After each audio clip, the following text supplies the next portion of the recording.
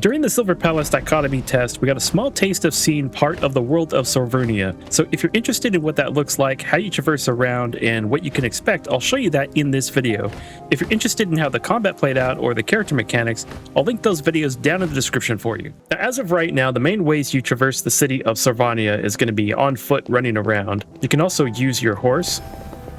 And your horse can also fly using these flotation points or by jumping off buildings. That way you can gain lift. Now you have limited flying energy, and it's going to get used up more if you use a special glide technique, so it's going to be like a fast glide. Now once you run out, you're going to be forced to go back to the ground before it recharges, and it recharges pretty quick, which is nice, but sometimes you're going to have to reach very specific points, and you're probably going to have to use this particular method. Now you can see I've ran out of energy, so now it's going to force me back down to the ground.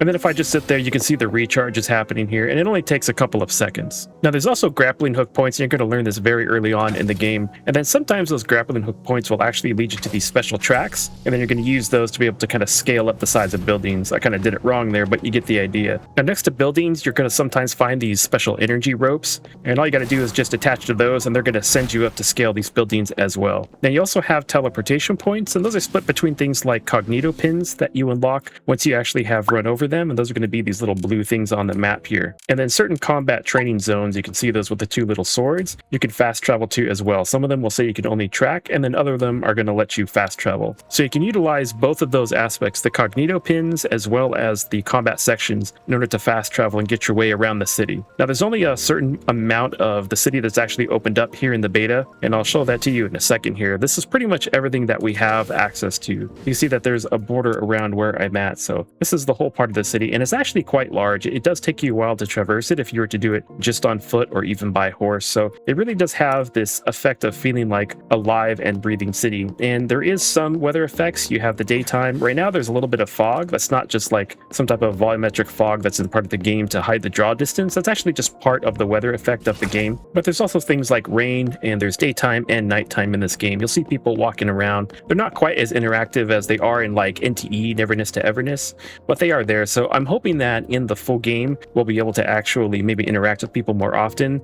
And sometimes there are shops that you can walk into, but right now, at least in the beta, there isn't that many. So that is something I hope that they do change. I hope that you can kind of have access to be able to get into some more parts of these buildings. It just feels a little bit more alive. And there are different vending machines that are throughout the city as well. Let me find one right here. So here you can go ahead and buy some of your stuff and get your effects. But just like in NTE, there is a clock section, so you can actually change it to nighttime if you want to. Let's go ahead and do that and confirm it. And now you can see that we're walking around at night. You can see at nighttime that the lighting effect of the buildings, as well as like the lamp posts and things like that, pretty much everything feels like very realistic for what it is. Now, of course, it's going to depend on the graphic settings that you have turned on at the moment, but it really does feel quite nice the way they made the city in this game. Your main mission log is what you're going to use to advance the story, get more resources, and complete side quests. Now, it's going to set tracking markers once you pick a mission. It's like you're going to see in a lot of games, but that way you're going to know exactly where it is that you need to go.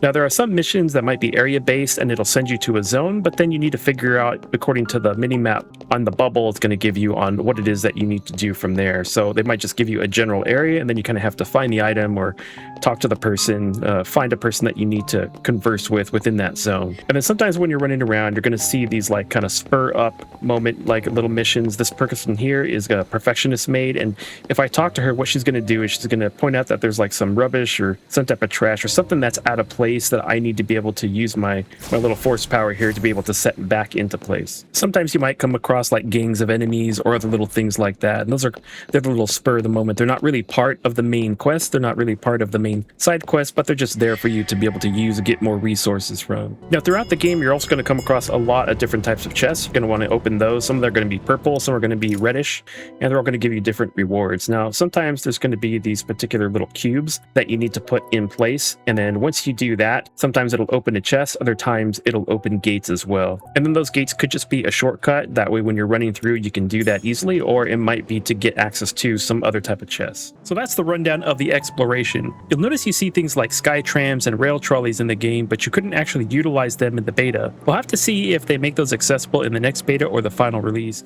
because I'm really hoping so. Even though it wouldn't be the fastest way to get around, it would just add to the immersion of the game, along with being able to have more shops and businesses that you can go into. to. So if you enjoyed this coverage of the Dichotomy beta test, leave a like. YouTube is making it very hard for new creators to be seen these days. Let us know in the comments if you like the exploration options that they have given you so far in Silver Palace. This was Blue Screen of Tech, and I'll see you in the next game.